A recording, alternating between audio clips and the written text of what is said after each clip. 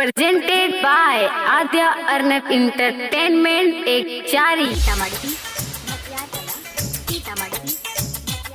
धरती फाड़ के हो, धरती फाड़ के निकल तो तोरो यार के छौड़ी, धरती फाड़ के निकल तो तोरो यार के छौड़ी, मुँह बांध के चलै छी जे बाजार के छौड़ी, मुँह बांध के चलै छी जे बाजार के छौड़ी, मुँह बांध के चलै छी जे बाजार के छौड़ी,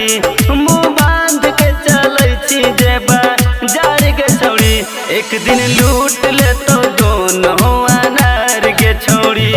धरती फाड़ के निकल तो तोरो यार के छौड़ी,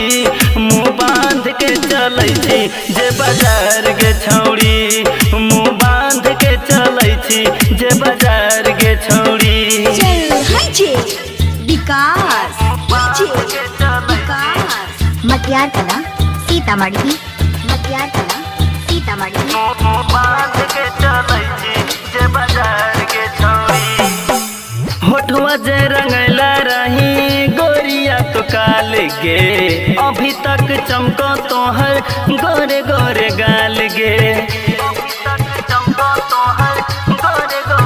सुना होठवा जे रंगैले रही गोरिया तो काल गे, अभी तक चमको तोहर गोरे गोरे गाल गे, कबले बचा के रखबी चढ़ली जवानी, कोनो दिन लागी जैतो गुंडा रानी, धरती फाड़ के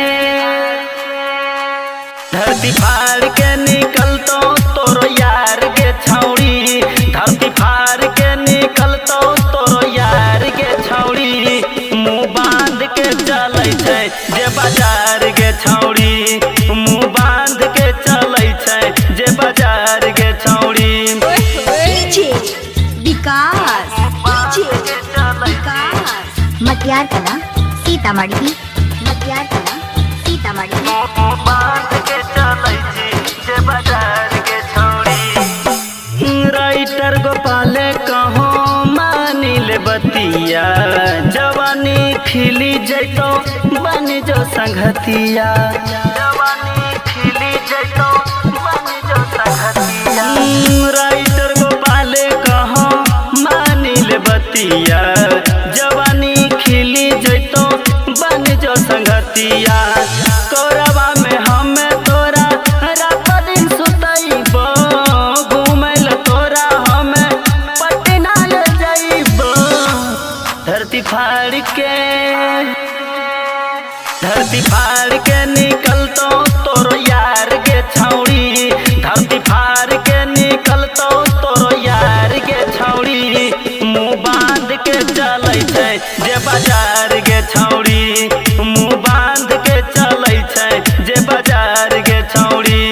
मुँह बांध के चलै छी जे बाजार के छौड़ी, मुँह बांध के चलै छी जे बाजार के छौड़ी, एक दिन लूट ले तो दोनों अनार के छौड़ी, धरती फाड़ के निकल तो तोरो यार के छौड़ी,